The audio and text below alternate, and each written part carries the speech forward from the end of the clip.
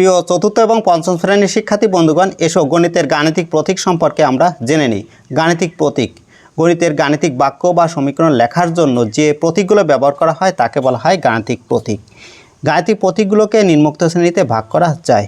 সংখ্যা প্রতীক বা অঙ্ক, যে প্রতীকগুলো সংখ্যা লেখার জন্য ব্যবহার করা হয় সেগুলোকে বলা হয় সংখ্যা প্রতীক বা অঙ্ক।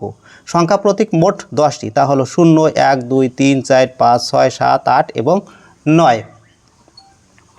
প্রক্রিয়া প্রতীক, যে প্রতীকগুলো 4টি প্রক্রিয়ার জন্য ব্যবহার করা হয় সেগুলোকে বলা হয় প্রক্রিয়া প্রতীক, তা হলো যোগ, বিয়োগ, গুণ এবং ভাগ। এরপরে আসছে সম্পর্ক প্রতীক, যে প্রতীকগুলো সংখ্যার মধ্যকার পারস্পরিক সম্পর্ক বোঝাতে ব্যবহার করা হয় সেগুলোকে বলা হয় সম্পর্ক প্রতীক। সম্পর্ক প্রতীক মোট 6টি, তা হলো সমান সমান নয়, বড় বড় নয় বা বৃহত্তর নয়, ক্ষুদ্রতর বা ক্ষুদ্রতর নয়, ছোট বা ছোট নয়।